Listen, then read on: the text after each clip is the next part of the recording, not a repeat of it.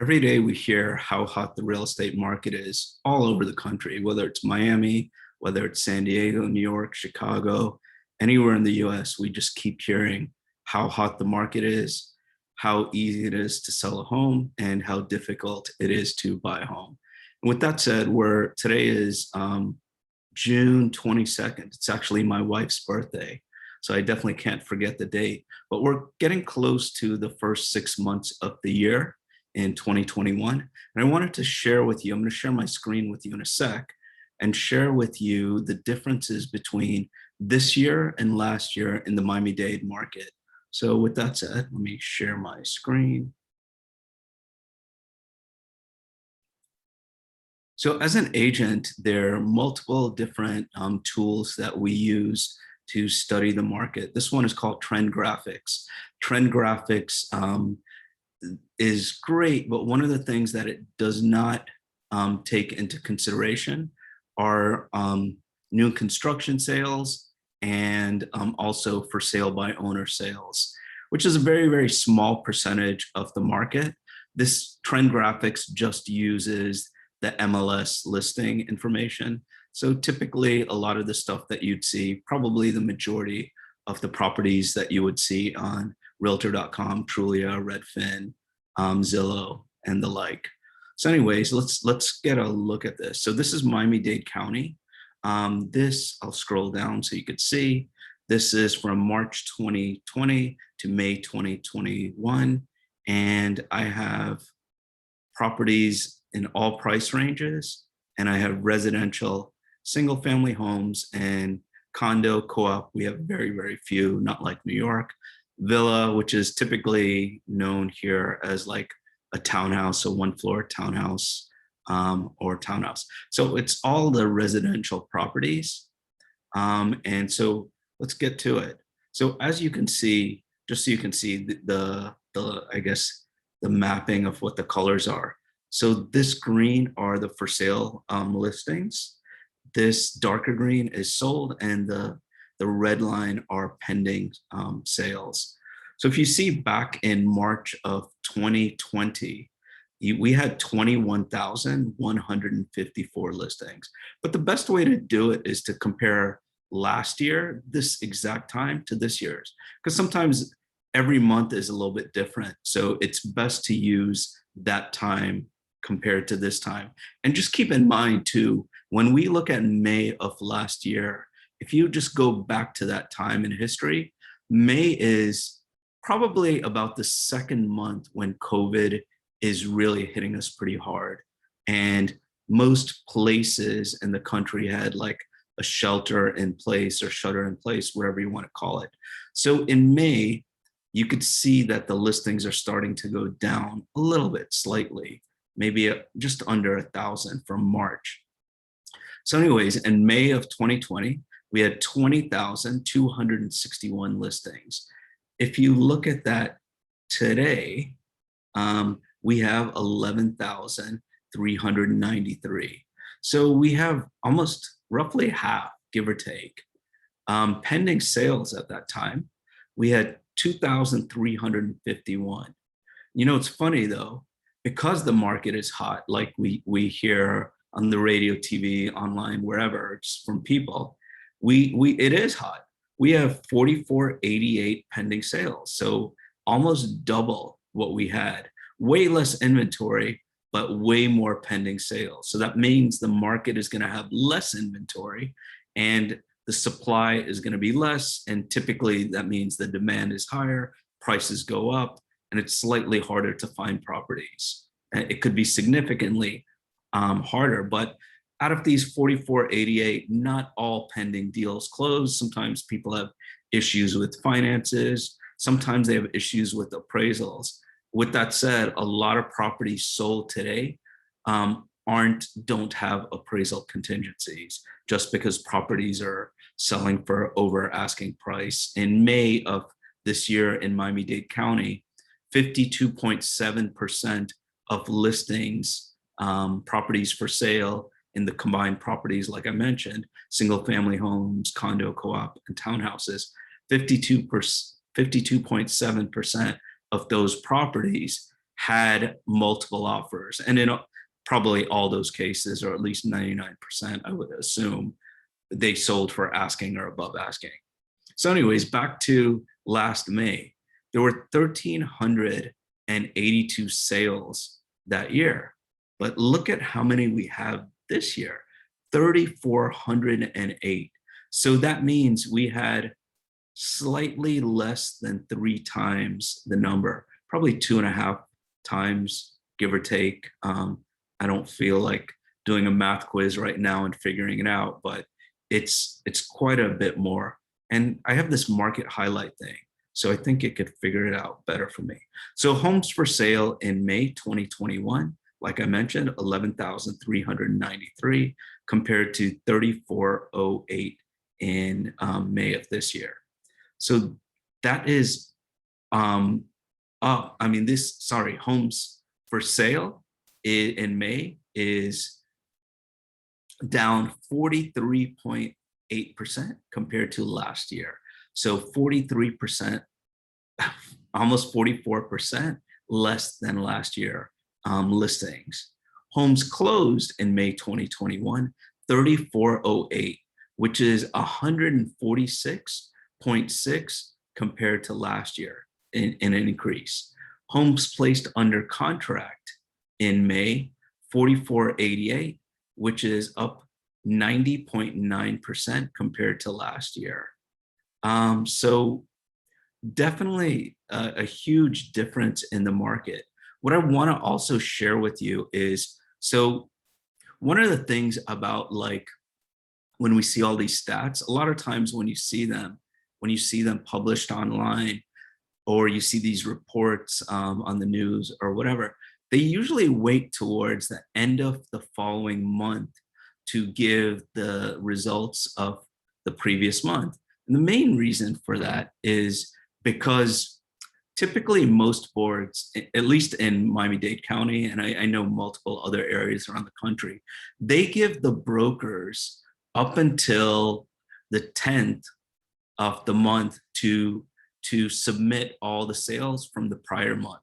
So meaning like June 10th of this month, brokers had to submit, they're recommended to submit all the sales by that time of the prior month. But not all brokers follow those rules, and a lot of times they take longer. I don't know, they're out of town, they got busy or whatever. There's always an excuse. But at this time, so like this month, right now, June 22nd, is a good time to have good data for last month, and that's what it shows. But with that said, I want to share with you how it's going so far in June of this year. So let me pull up that June of this year. Let me log on. Hopefully my screen is working okay and you're seeing the correct screen.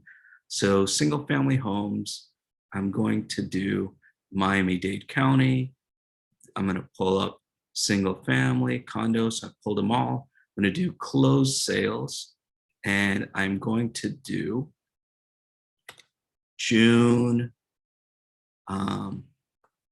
1st, 2020 to June, excuse me, I'll do till the 21st since today's not over. And let's see what we got for that time last year. Let's get rid of the active. So last year, if you see, we have 506 that closed last year. And if we want to make it more specific, so out of that 506, if I just make it single family homes that closed, let me see if I'm doing it right, single family. So, okay, so let me do this. Let me make sure we got all of them. Sorry about we don't want to know mobile homes because that's not going to really help us. Let's just grab all of them. Let's see if we can grab them all. Okay, so this, okay, so better. So we had 1,194 sales last year from June 1st to June 21st of last year. So that would be June of last year. That's what we had. If I go to just single family homes, we had 688. So let's do this. Let's update it to this year. So let me go to 21st, June 1st of 2021, and then up to June 21st of 2021. And let me make it all properties. Let's do this. So it was 1194 before, if I'm not mistaken. We have 2323. So it's roughly double the number of sales we had with significantly less inventory. So stop sharing my screen. So at the end of the day, what does this mean for you? You know, if you're a seller, it means we're in an appreciating market. There's less and less inventory. And as an agent, you know, price is very important, usually in most markets. And as agents, a lot of times you may think like we're telling you to price your property at a lower number. And it's not because we want to make it easier to sell. We want to make sure that you get the property sold quicker. Because just keep in mind, if you're a motivated buyer and you're looking for a property, you probably have at least one or multiple apps every day notifying you when new properties come on the market in your area. Plus your agent is probably sending you notifications. And if you're like most extremely motivated buyers, you probably know of those MLS listings before your agent even tells you. You probably, I mean, if your agent has a presence in the market, they're going to know about, you know, off-market properties that aren't usually on Zillow, Redfin, and, you know, these other websites where they have these relationships with their clients, other agents, and they always know what's going to be coming on the market or properties that are never going to be on the market because of privacy, maybe a divorce or whatever the case. So as a seller, if you're in this market, you can be a little bit aspirational with some of your asks. And, you know, as an agent, honestly, we don't really know what the market is going to do. We have a good idea. And a lot of times people will ask, why should you use an agent to sell your property at this time? And I'm going to do a podcast with another agent about that in the near future. But at the end of the day, it's, do you want one or two offers, or do you want 10 or 15 offers? And, you know, do you want everyone to see the property, or do you just want a limited number of people to see your property? But either way, there are multiple different scenarios. But so if you're a seller, we're in an appreciating market. So I would recommend, you know, doing your due diligence and do what you can. You know, in a few years, we're going to think back in 2021, there was never a market like that. So if you're a motivated seller or you just want to try and get a little bit more than what you think you could get, just reach out to an agent now. Also, if you're a buyer now, I wouldn't recommend that you buy a property unless you need to buy a property, because, or you are willing to pay above the asking price. You're willing to get rid of some contingencies, meaning sometimes appraisal contingencies, sometimes inspection and contingencies, sometimes, you know, even finance contingencies, things that, you know, you have to weigh in. I can't tell you what's right for you. Only you can find out what's right for you or your family or whoever else is a decision maker.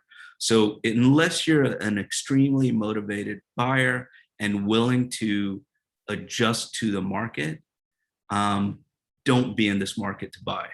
So hopefully this helps. And at the end of the day, I would recommend doing a ton of research before you sell or buy right now.